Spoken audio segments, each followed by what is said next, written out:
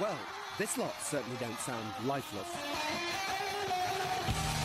So now, ladies and gentlemen, never mind the saints, let the guitar gods come marching in.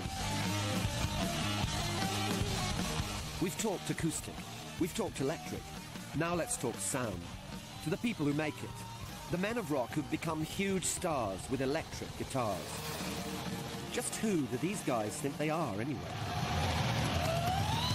Guitar players tend to be similar in a lot of ways as human beings. They're kind of moody, powerful, very earnest, vulnerable, pompous, dangerous. Can't really say too much more, really. I must smash a guitar here. I must. The personality that chooses guitar playing probably, I mean, it seems universal, seem to have a hard time expressing their feelings. Bang! Just seem to have that talent for coming up with a lot of riffs, useless than anything else, mind. There's nothing quite as rewarding as having a Marshall amp on and hitting the big E chord. Very natural, feels more natural than talking. It is the way that some of us express ourselves best.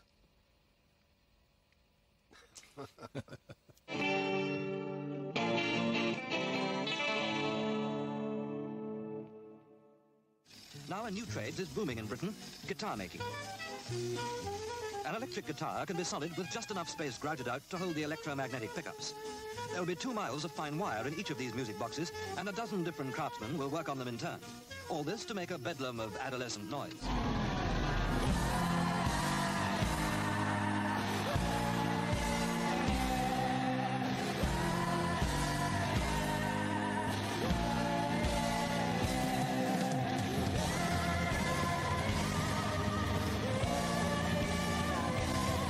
This is Matt Bellamy, guitarist and singer with the multi-million selling band Muse. He's hailed as one of the 21st century's first guitar heroes.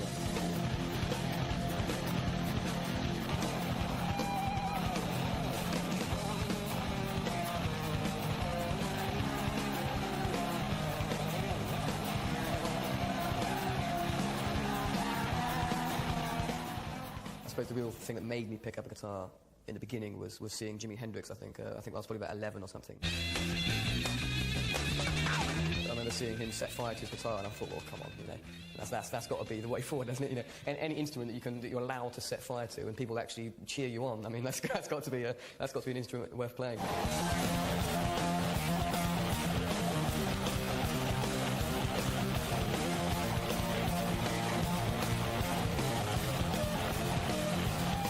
Guitar was the first thing that made me have the courage, if you like, to stand up and do a performance and play in front of people. You know, I'm not sure, maybe I'm a sort of naturally shy person or reserved person. I was particularly back then.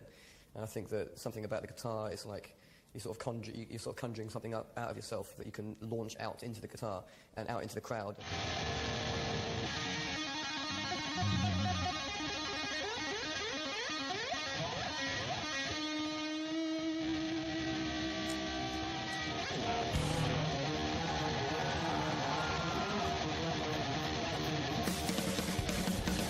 I've always been interested in this kind of this halfway point between what would be synthesized or computer-orientated music and the organics and chaos of human-orientated music, and trying to sort of find that middle ground of right in between the two.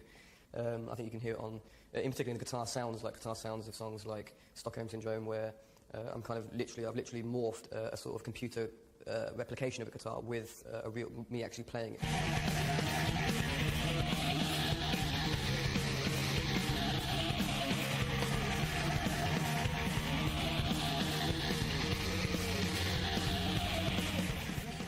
That realm where the guitar sounds and plays where you're not quite sure if it sounds like a machine, but the emotion it's delivering it is human.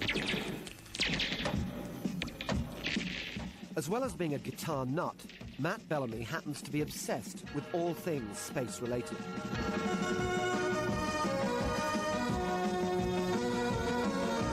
Which might seem completely irrelevant, until you know that one of the men in the 60s robot outfits is his dad. Unmasked, this is George Bellamy, guitarist in the Tornadoes. 3, 2, 1, 0. The Tornadoes scored the first ever #1 for a British group in America, with this, Telstar, named after the satellite. The Tornadoes were soundtracking the space race. Processed through the madcap mind of producer Joe Meek, this band's guitars felt like the sound of the moment, not to mention the sound of the future.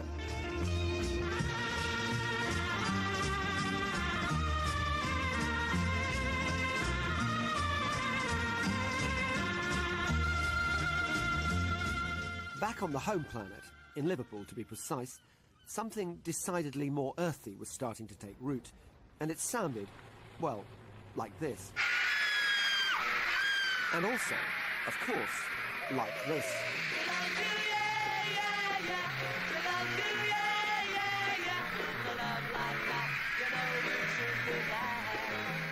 It's probably no exaggeration to say that the best thing that happened to the guitar was the Beatles.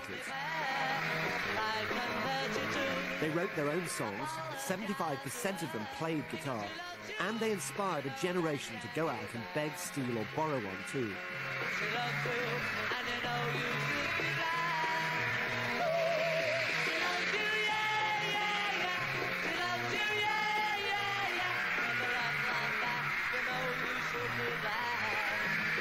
But all that screaming created a serious headache for the Fab Four.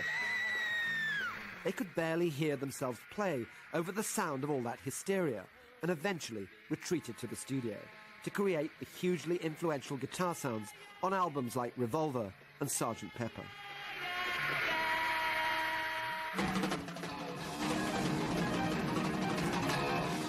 Others, though, refused to give up the fight for sheer volume. In fact, they absolutely relished it.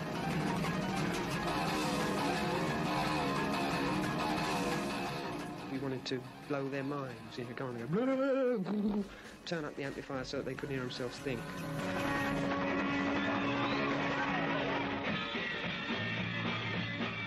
Pete's assistant mindblower was a man called Jim Marshall.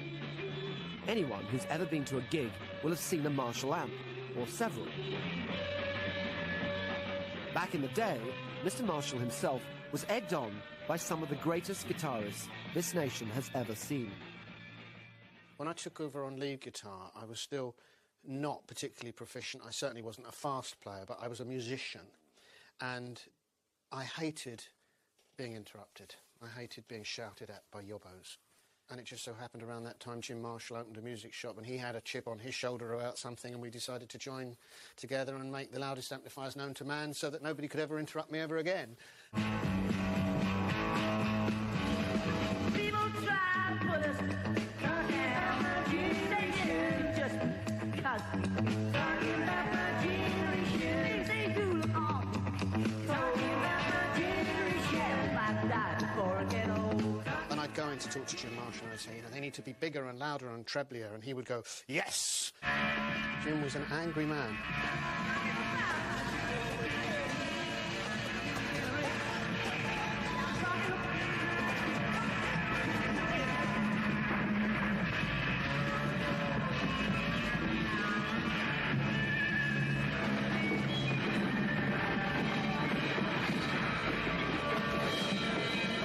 It became a musical thing, though, because I suddenly realised, as did a number of other players around the time, Jeff Beck, Dave Davis, Eric, Jimmy Page, we were all stumbling on distortion. As these amplifiers got bigger and bigger, distortion creating a long, sinewy sound from the guitar, rather than a ding. So you had to be fluid, you had to go... So the guitar was a staccato instrument, but with sustain it became like a saxophone, like a voice, like a violin. It gave us long notes to work with.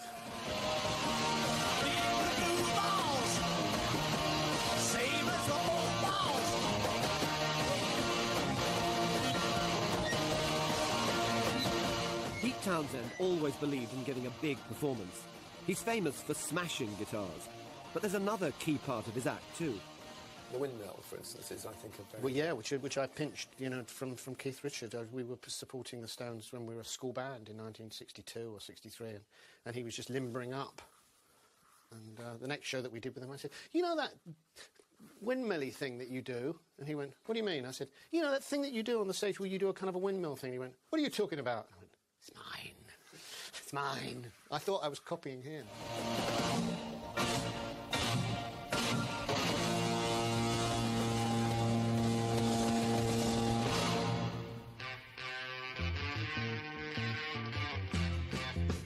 Who needs windmills when they've got fuzz? On Satisfaction, Rolling Stones guitarist Keith Richards used one of the first mass-produced effects pedals, the 1965 Gibson Maestro Fuzz Tone, to create one of the most satisfying guitar riffs in history.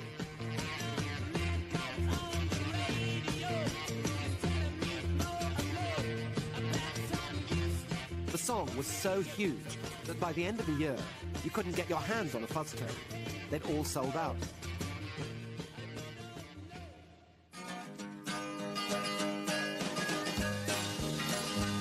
I ain't gonna work on Maggie's farm no more. That same year, plenty of people thought Bob Dylan had sold out too. Gonna work on Maggie's farm no more. Famously, he ditched his acoustic at the Newport Folk Festival and performed to a mixture of boos and cheers with a Fender Stratocaster in his hands. Then are driving me insane. It's a shame the way to make me.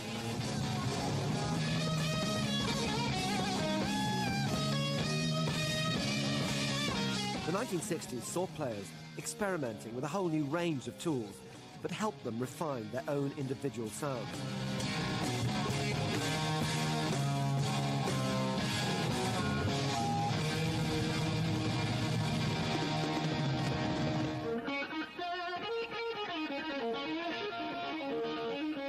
Everyone wanted to create their own musical vocabulary to sound, well, like themselves. The sound that's characteristic of electric guitars is the wow-wow effect that you make with the pedal. I have to kick this to start it. Could you play some and explain how it's done?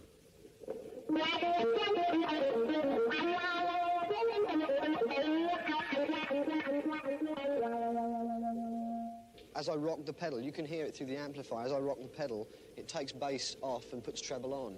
See, like that. So in actual fact, your volume isn't going down very much, but the tone is going wah wah like that.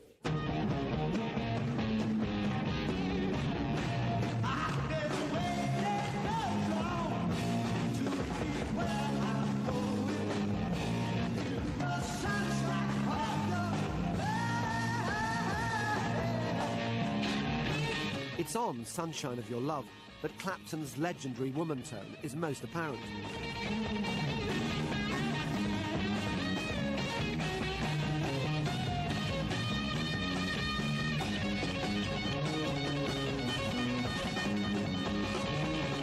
But how did he create it? Another characteristic of your particular playing is a kind of whining noise, usually described as woman tone. Yeah, let me turn this thing off. Can you tell us what that is? The woman tone is produced by using either the bass pickup or the lead pickup, but with all the bass off, you know, on the tone control. And then turn the volume full up, you know. And it's supposed to sound like this.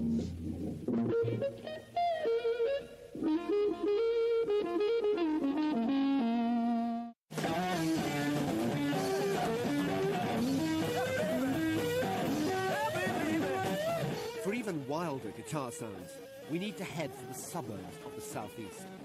Oh yes, when Jimi Hendrix wanted to stretch the boundaries of what his instrument could do, he called out to a Surrey chap named Roger Mayer. Mayer created the Octavia effects pedal that's all over the solo on Purple Haze.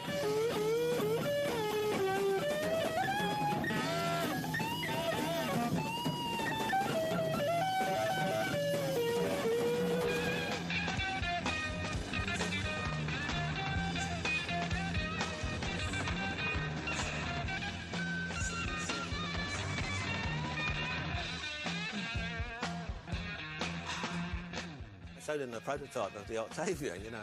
He said, wow, that's great, it's perfect for this new song I've got in mind.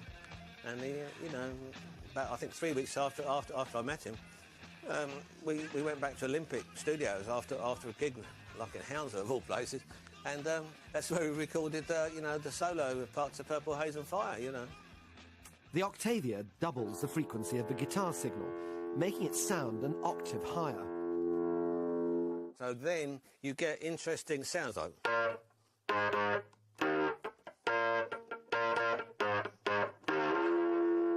And if you hear that without it, it sounds very ordinary.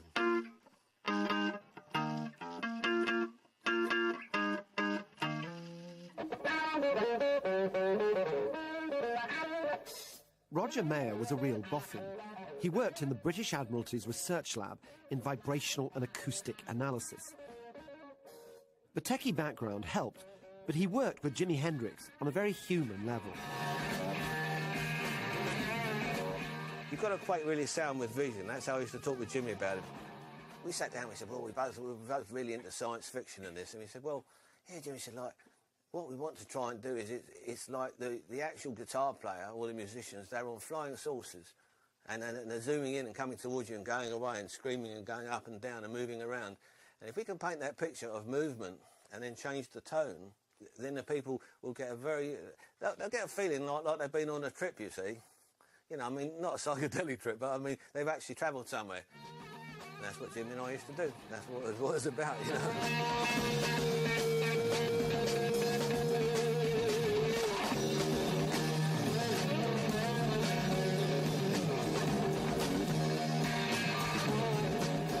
Remember, back then it was new. I'm not talking now 40 years later, you know, this is a regurgitated, it sounds like this, sounds like that. Then nothing sounded like that. Brand new. Stereo just come on the scene now. You hear this crazy record, like everything's coming from like 3D sound swirling around, mad sounds, mad guitar player, coloured, you know, you got the total package, haven't you?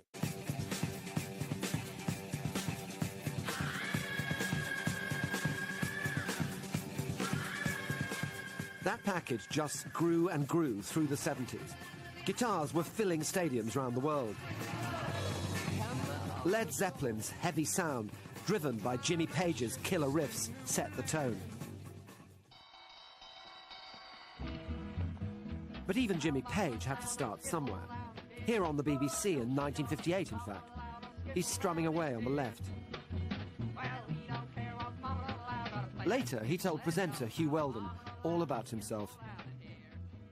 What are your two names? Yours is? James Page and... David Haskell. Both from Epsom? Yes.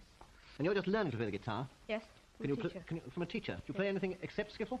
Yes, Spanish and dance. Do you as well? Can you move on? What are you going to do when you leave school? Take up skiffle? No, I want to do, well, biological research.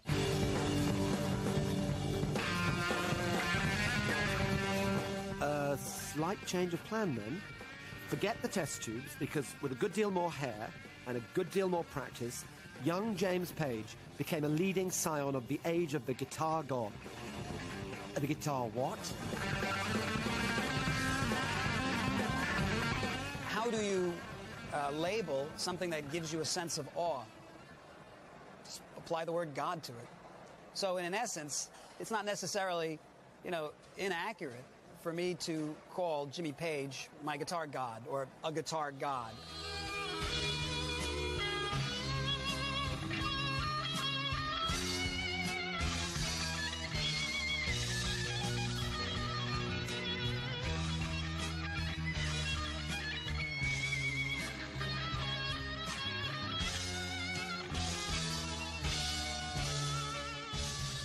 Brian May is, for me, a guitar god. I listened to the way he played, and it affected me profoundly. You know, touched certain things in me. The likes of Page and May inspired double Grammy-winning Steve Vai and countless others to dedicate their lives to playing guitar as ostentatiously as possible.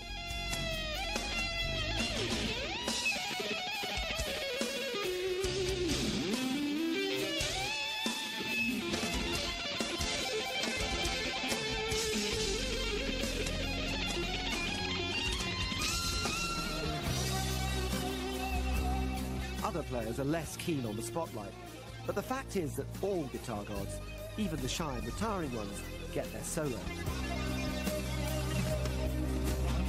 David Gilmour's solo from Comfortably Numb is frequently cited as one of the best of all time. The solo, of course, it became a kind of fetish, didn't it? Yes. Pink Floyd and many, many other people did solo on for hours. You know, we did do. It's a lot of fun to do, and I can't quite imagine being in the audience and listening to it.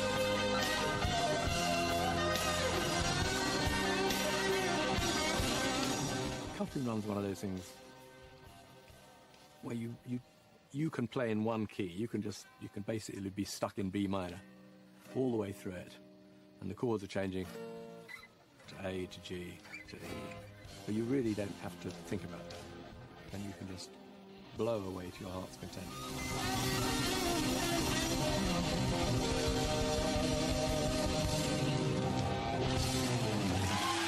The Floyd sound created a whole universe for people to sort of inhabit, didn't it? Something magic comes out of bending little bits of wire.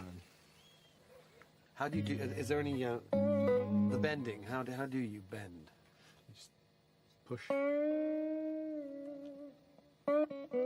The wire gets tighter. The pitch goes up.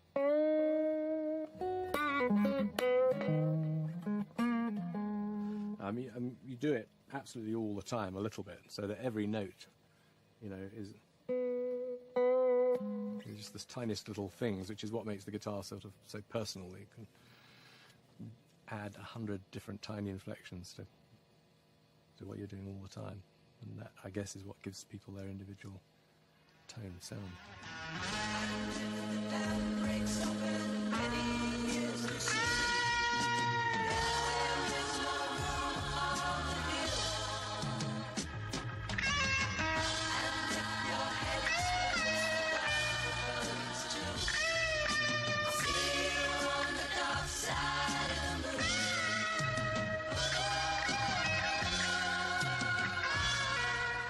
Some people worship this man's guitar playing so much that Fender are creating an exact copy of his guitar, complete with every tiny detail, even every tiny bit of damage. And David, you're a grown-up. Don't you think there's something quite weird about people wanting to have a guitar with all those David Gilmour marks? I've resisted it for years and years and years and years. I can't actually tell the difference because they've done all this as well. All the wear marks have been faithfully replicated.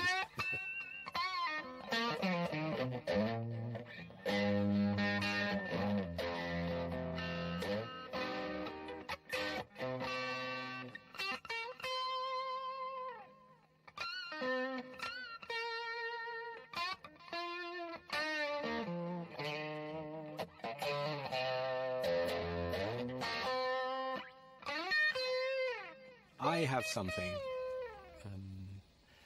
where music just comes to me, and the best music, just suddenly it's there. It just slips out of your fingertips onto an instrument easily, and you worry about it afterwards. You think, where the hell did that come from? Who did I steal it from? Because it's so easy, and those are the best bits.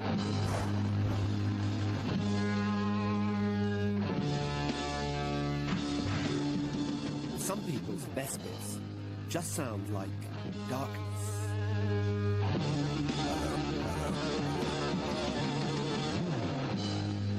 And they come from Birmingham.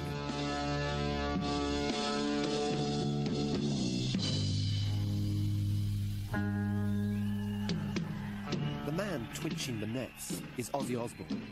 His band, Black Sabbath, was driven by the ominous guitar of one Tony Iommi. We were at a rehearsal and I started playing Black Sabbath, which was the real doomy riff, and I felt something then when we'd done that. I thought, God, this is really weird, you know, it's really unusual. I like the sound of this riff.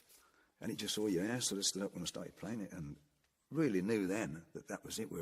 This is what we wanted to do. This is the music we want to play. And what is this music we're playing? We didn't know, but we liked it. Tony's dark sound came about by accident. An industrial accident, in fact. He worked in a factory by day and dreamed of guitar hero status by night. But one day at work, he sliced off the tips of his fingers on his right hand. That much off there, and that much off there. I was absolutely devastated. The bones sticking out here, they snapped that off, and that was it. Absolutely destroyed it. Bandaged up in Brum, Tony's career found salvation from an unlikely source when a mate dropped by with a Django Reinhardt record. Django was the legendary jazz guitar player who'd also lost the use of two fingers. it really perked me up and gave me I think, well, God, he's done that, you know, it inspired me to start trying to do something again. So I did, and I started playing with 2 fingers on it, because they were bandaged up and they were out of action for a long time. So I got to play with 2 fingers, and I learned to do chords with 2 fingers, which I still do now. So that's made my style of playing the way it is. As Black Sabbath's success grew, Tony detuned his guitar from E to C sharp to ease tension on his fingers and to really push his foreboding sound. He continues to inspire legions of players, and his band kicked off an entire genre too: heavy metal.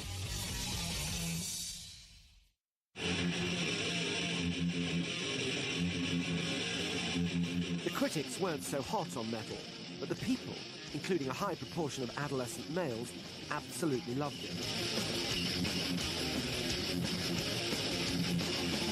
The guitars of Motorhead, Iron Maiden, and their followers, Megadeth and Metallica, drove themes of sex, violence, and the occult. They didn't play it on mainstream radio, but the kids didn't care. They turned up for the gigs in their droves. In the end, some metal got a lot more popular. And the guitarist who strode up and spoke to the most diverse audiences was a man called Saul Hudson, better known as Slash.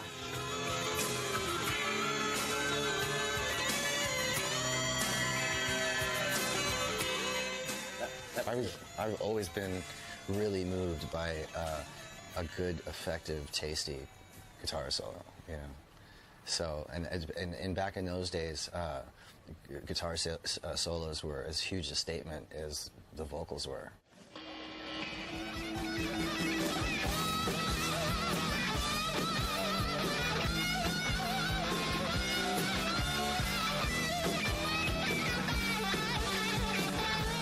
By the late 80s, Guns N' Roses were all over the radio, all over MTV, and all over the world.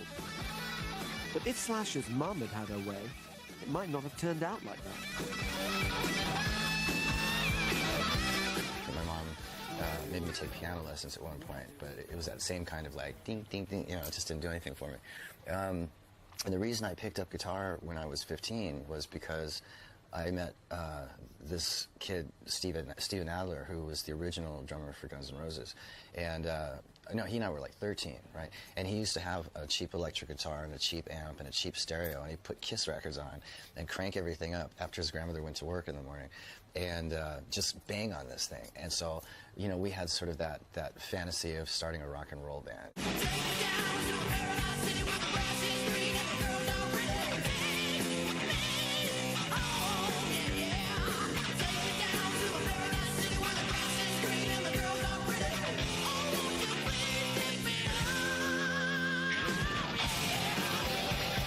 I remember exactly the first time that I sort of stumbled on the origins of more or less my sound, you know, which is not that much different than anybody else's, but, you know, it is mine, was just, it was a Les Paul and a Fender Tweed and a little MXR distortion box, and I hit that open A chord and just, oh my God, you know, it's like I'd arrived. It was really sort of a magical time.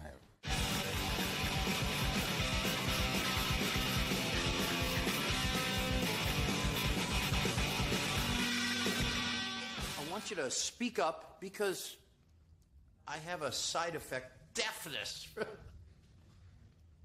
for my devotion to guitarists. Iggy wasn't the only one who went deaf when his band accidentally invented punk in the late 60s. Guitar gods didn't enter into it. This was raw guitar chaos. The Stooges were about negation. Their shows were anarchy. Their influence enormous. Their guitar player, a man running scared of anything resembling a normal life. His instrument was his means of escape. I used to angst at night as a child and even a preteen. I don't want a normal life. I don't want to get married. I don't want children. I was frightened of it. I go, oh shit, I don't want to.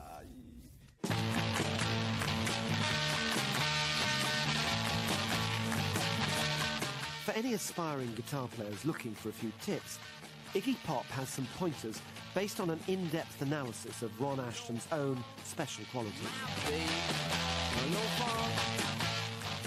Ron has never had an upfront and straight day in his life. He never worked a job, didn't have to pay for his house, never gave himself the option to look at the abyss of possible reversal of fortune. What a great guitar player. Your basic guitarist, music provider, instrumentalist is a tolerated prick. And that's okay, because they give you something so wonderful. On guitar, the heavyweight motherfucking champion of the world, 1970, baby! Okay, so if you want to sound like this, apparently you have to not pay for your house and be a bit of a prick. Sorry? What about the actual music, Ron? We didn't really have proper songs. We had pieces of riffs. We were just a riff band. And then just pieces of it developed into the first record. It's just, you get frustrated sometimes because your head hears what you want to do, your hands can't. But you block that out and you just go and go. The primal punk scene the Stooges started smouldered throughout the 70s in Detroit and New York, where bands like New York Dolls, the Ramones and others toiled away in the shadows.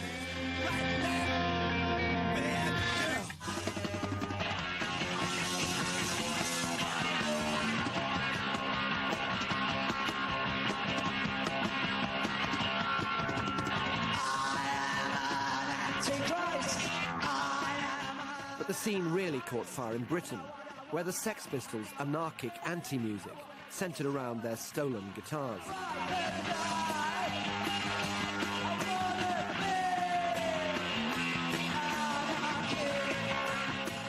It was stripped down, sexed up, and everyone could have a go.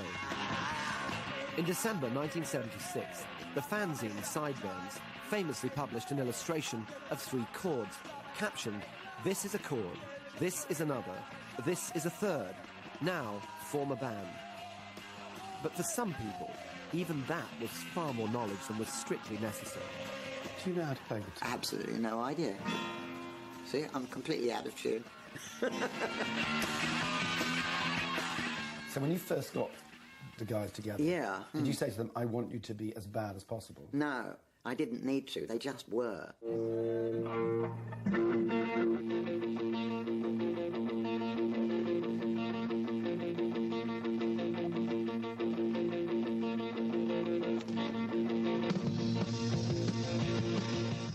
Punk was always about anti-music from where I sat. So there was always a question, well, any guitar's okay, so you just steal one from Woolworths. The guitar's a tool. It's a tool for what? It's a tool to run wild. It's a tool to become magical in life. It's a tool to change life. If you ever look at any band, it's always the guitarist that's absolutely important. If the guitarist is really sexy, and usually he is the most, sometimes far more than the singer is always too snooty. Snooty? Yeah, they're always too snooty. They're far too arrogant because they're always terrified that the guitarist is taking pride of place. You know, he may be standing back, but the crowd will always be moving to the left or right of the stage, wherever he is, because you're always transfixed. When the Pistols played the Lesser Free Trade Hall in Manchester in June 1976, there were only about 40 people in the audience. But amongst them were members of some of the most influential guitar bands of the next decade. The whole thing was organised by the Buzzcocks.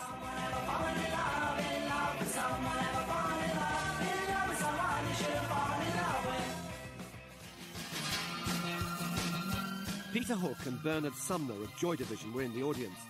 It inspired them to start a band. And a bookish chap called Stephen Patrick Morrison was there too. Conspicuous by his absence, he was rather young, was this guy, Johnny Marr, future guitar star with Morrissey and the Smiths.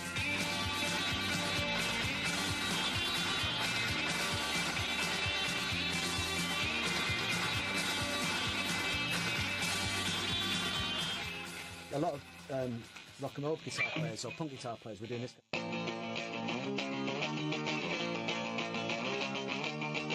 Okay, which has its place, but I would say take those chords and instead of play like that, and I go. Just technically and musically the same chords, but just with a different sort of colouring. And then, so I'm trying to be a bit more sort of bigger and floral. So.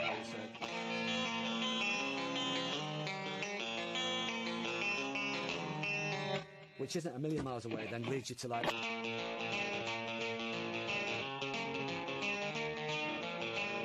That kind of thing. So it was a kind of a. I wanted to sound like an entire record when I played.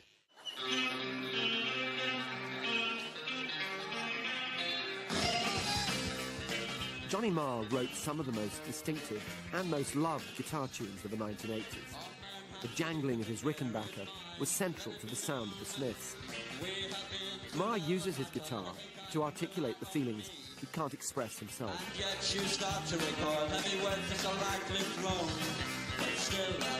If you've got a certain vocabulary on the guitar and know how to play how you feel, you can sort of express that and kind of voice it without all the hassle of turning it into words and concepts. Do you know what I mean?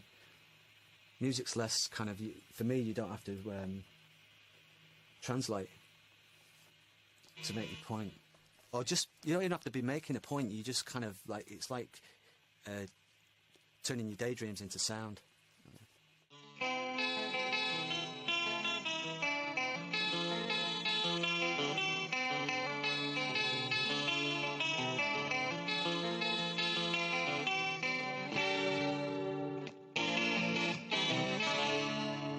It's all kind of ringy and melodic, and there's a lot of emotion in it, I think. So I play that way because that's the way I feel, really.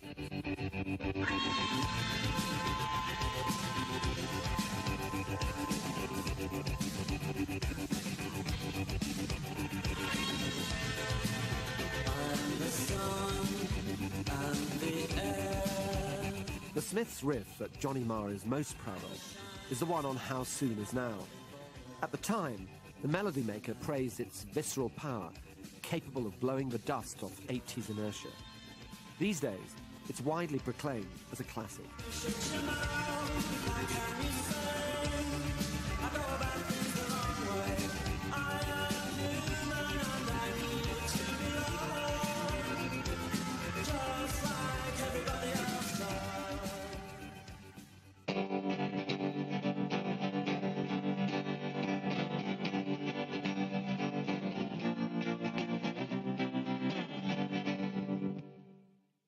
I'm really proud of it because I've done something that people who don't even like the band like the riff. The song didn't have that tremolo on it at first. It was initially me just going.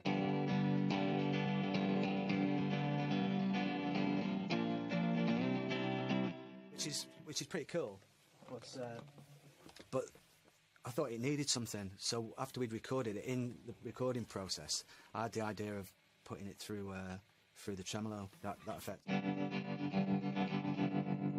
And that goes way back because I had the genesis of that idea came from started off Hamilton Bohannon Disco Stomp. When I was a kid, I absolutely obsessed over that record, and the rhythm is that kind of. And I think because of that, every time I heard anything like that, so obviously everything that Bo Diddley did, and particularly Hey Mona by Bo Diddley, and there was a I Want More by Can as well. Whenever I heard that sound, it just kind of went in there, until eventually it just came out when the kind of mother of riffs, really.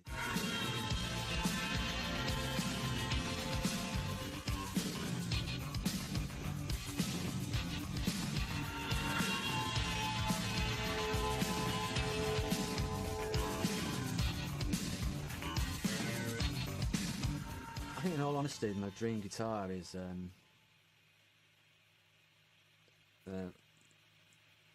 Rickenbacker 12-string, but 20 foot long, 20 foot high through a 20 foot Fender amp. That would be it. a 20-foot Rickenbacker 12-string to a 20-foot Fender amp. I'm getting there. Yeah.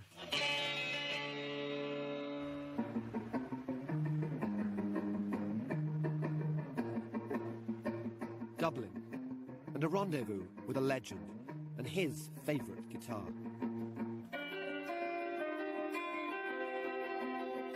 Dave Evans started a band with a group of schoolmates in 1976.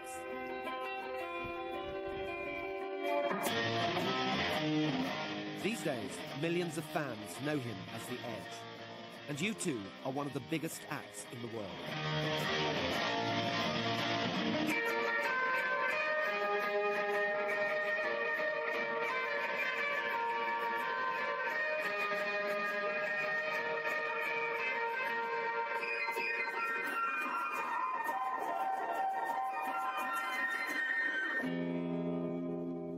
So I was going to ask you, is that it? Is that... This is it. This is the first guitar that I ever recorded with. The first guitar I bought with the idea that I might actually play with the band, and I bought it in New York. I brought it back, and I was slightly like, oh shit, like it's a little strange looking. You know, I thought, are the guys in the band going to look at it and go, what? You're not out, serious. you know?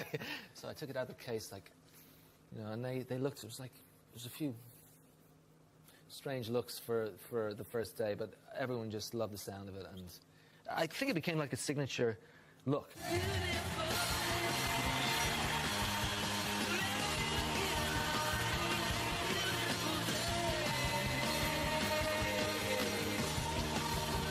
This man is, of course, madly in love with all his guitars, but he reserves the greatest passion for the way that he can sculpt their sound. This is really just a glorified plank of wood, really. There is some sound, but there's not much sound until you take that signal from these pickups and put it through an amplifier, and then, you know, then you're into sound processing, which is where I come in. The extraordinary thing about all that equipment you have behind you is that there's half a century between some of that equipment. I know. It's I mean, that's 1957 or 1956, that... The old Fender Deluxe. The Fender Yeah, Deluxe. and then the Voxes are mid-60s. The Marshall, which is a new acquisition, is probably 60s as well. And then some of the stuff is new stuff. But that's, to me, that is rock and roll. You know, it is that combination of cutting edge and the beginning of electrified instruments. Because, you know, that, to me, the electric guitar is kind of what rock and roll is all about.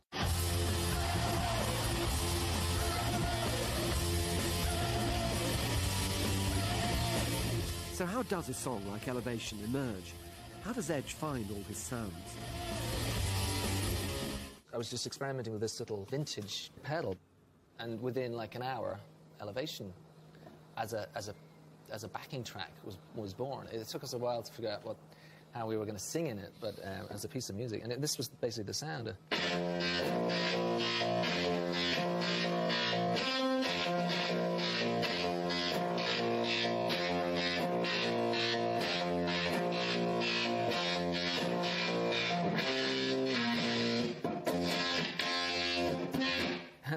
So most people, they would go, that is a really messed up sound, but everyone else was like, that's got something. That's taking us somewhere. And that's really my job, I suppose, is to try and inspire a response in the other members of the band to do something that we've never done before, to take the music somewhere else.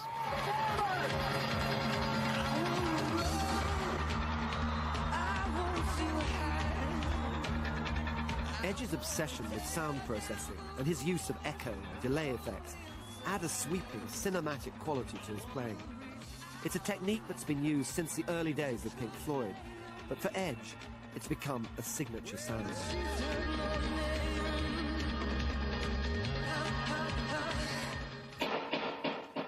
This is the guitar and the sound that I would use for Where the Streets Have No Name. So this is basically what I'm playing. Simple part, but when I add the echo, it's...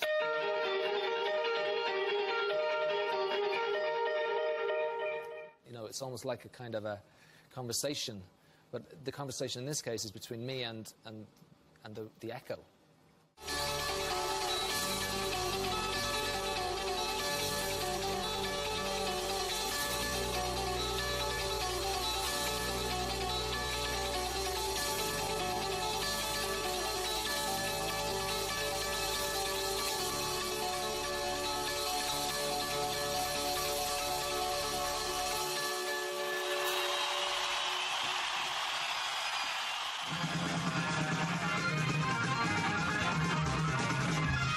from the sublime to the ridiculous. Well, you might think so, but thousands would beg to differ.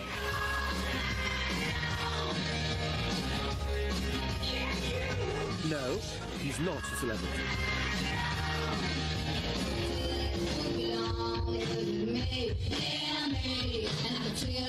No, you don't recognize her from the magazines.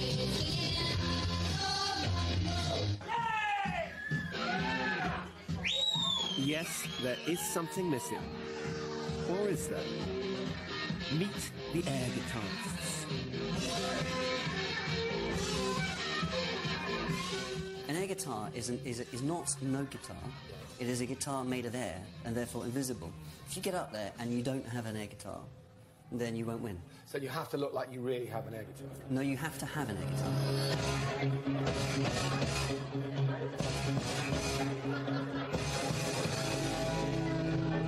For this lot, the love of the guitar has completely transcended materiality. This way, everyone can become their idol and feel the love of the crazed crowd without so much as having to strum a note. Do you have to learn to play the guitar before you go play it? I didn't, no. You didn't learn to play the guitar? And I don't think you do. I mean, technical ability is one of the kind of critical 5 sort of judging criteria. But a technically perfect air guitarist can still be crap.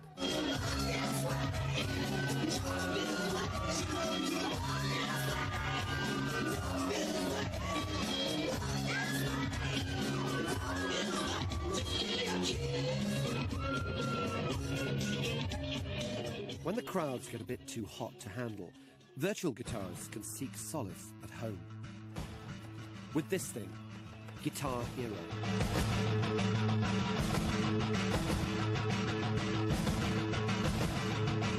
This computer game, tagline, Unleash Your Inner Rock Star, is a huge hit, selling over 14 million units and striking a big chord with the online generation. And the controllers for Guitar Hero 3 were modelled on a Gibson Les Paul. Les Paul himself, the father of the electric guitar, is still plugging away on the real thing in a New York club at 93 years old. There. And when the man who taught Britain to play guitar bought his first instrument from a London market stall, no one even knew what it was. People would say to me, "What do you got there, son?" And I said, "It's a guitar." And they said, "What's a guitar?" They didn't know. No chance of that happening anymore. Wherever you go these days, you can rest assured that you'll find someone, somewhere, playing the guitar.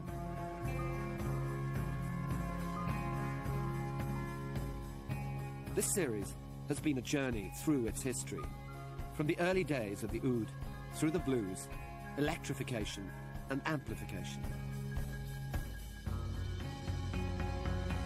Today, the guitar endures as a symbol of what's sexy and cool.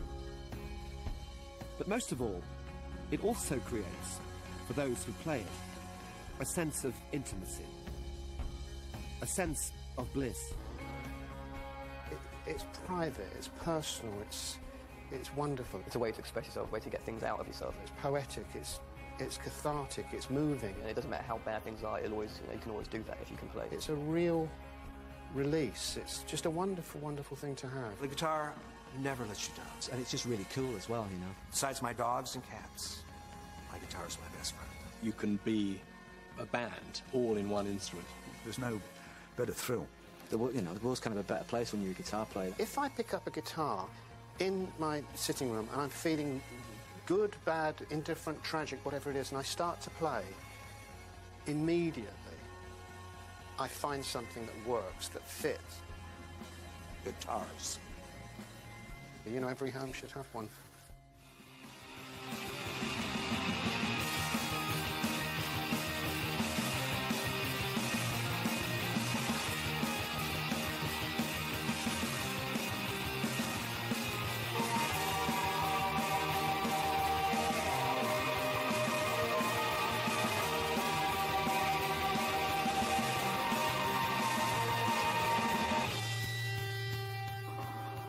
One, two, three, four. Sunshine. Now you're playing the guitar in a day. And it sounded, well, like this. And also, of course, like this.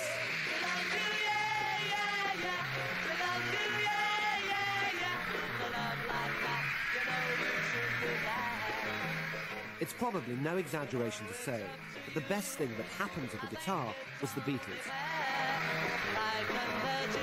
They wrote their own songs, 75% of them played guitar, and they inspired a generation to go out and beg, steal or borrow one too.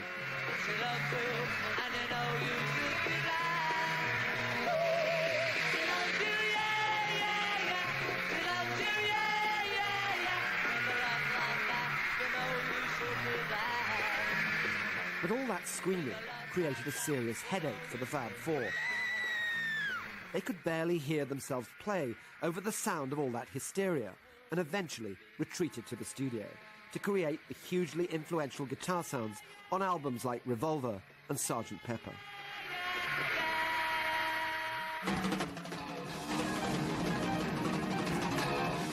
Others, though, refused to give up the fight for sheer volume. In fact, they absolutely relished it.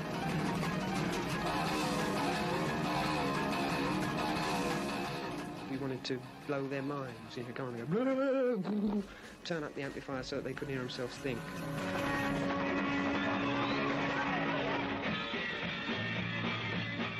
Pete's assistant mindblower was a man called Jim Marshall.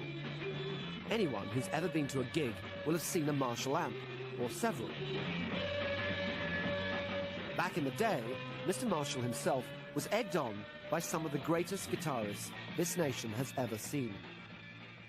When I took over on lead guitar,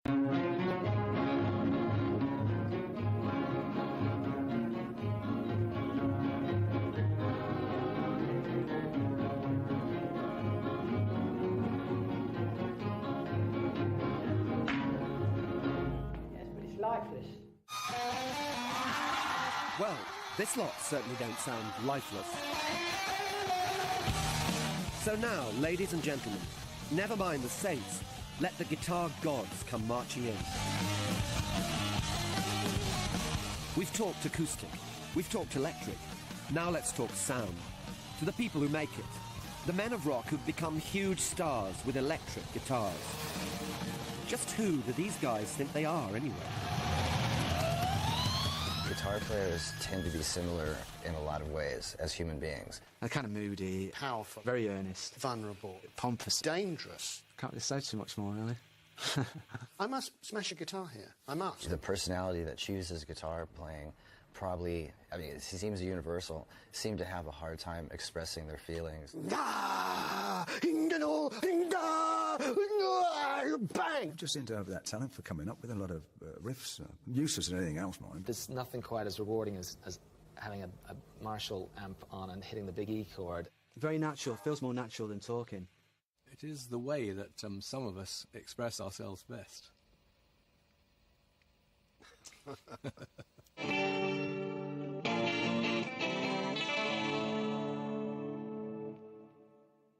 Now a new trade is booming in Britain, guitar making. An electric guitar can be solid with just enough space grouted out to hold the electromagnetic pickups. There will be 2 miles of fine wire in each of these music boxes, and a dozen different craftsmen will work on them in turn. All this to make a bedlam of... or computer-orientated music and the organics and chaos of human-orientated music, and trying to sort of find that middle ground of right in between the two.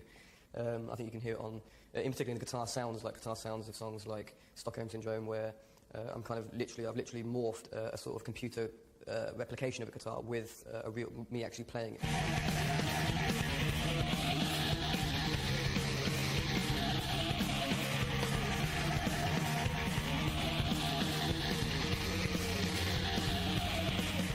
I'm always looking for that realm where the guitar sounds and plays where you're not quite sure if it sounds like a machine, but the emotion it's delivering is human. As well as being a guitar nut, Matt Bellamy happens to be obsessed with all things space-related.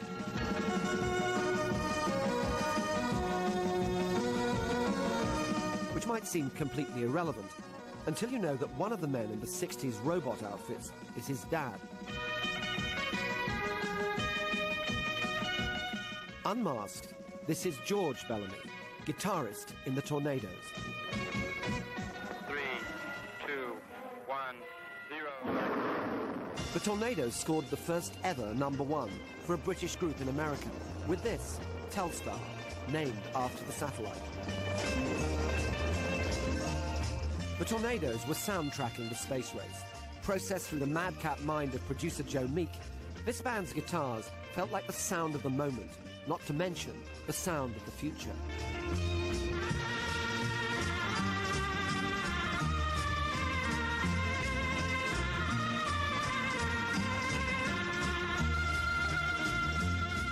Back on the home planet, in Liverpool to be precise, something decidedly more earthy was starting to take root. I was still not particularly proficient. I certainly wasn't a fast player, but I was a musician. And I hated being interrupted. I hated being shouted at by yobbos. And it just so happened around that time Jim Marshall opened a music shop and he had a chip on his shoulder about something, and we decided to join together and make the loudest amplifiers known to man so that nobody could ever interrupt me ever again. People try to put us down, just because talking about my generation, they do look on. Talking about my generation, like that before I get old. And I'd go in to talk to Jim Marshall and I'd say, you know, they need to be bigger and louder and treblier, and he would go, yes! Jim was an angry man.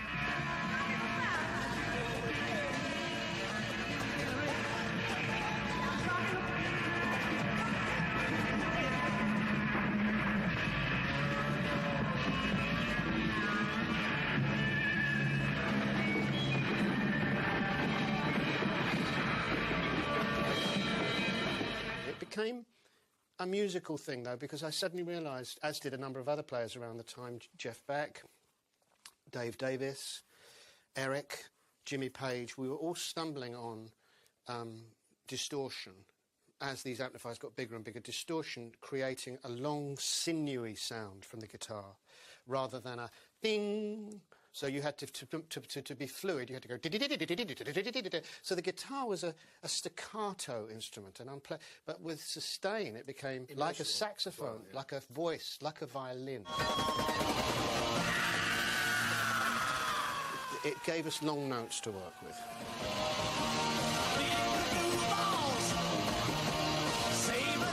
Adolescent noise.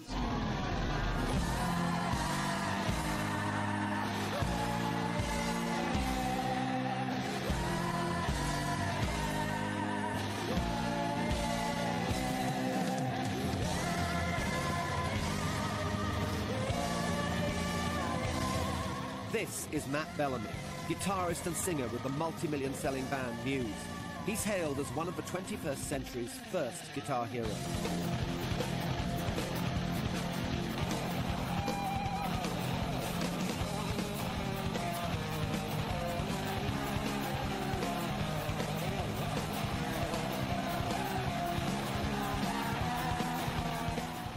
I suppose the real thing that made me pick up a guitar in the beginning was seeing Jimi Hendrix, I think. I think I was probably about 11 or something.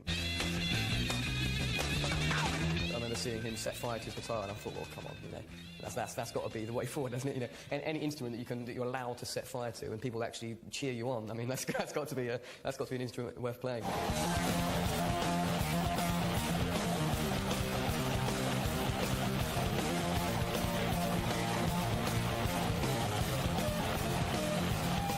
Guitar was the first thing that made me have the courage, if you like, to stand up and do a performance and play in front of people. You know, I'm not sure, maybe I'm a sort of naturally shy person or reserved person. I was particularly back then, and I think that something about the guitar is like you're sort of conjuring something out of yourself that you can launch out into the guitar and out into the crowd.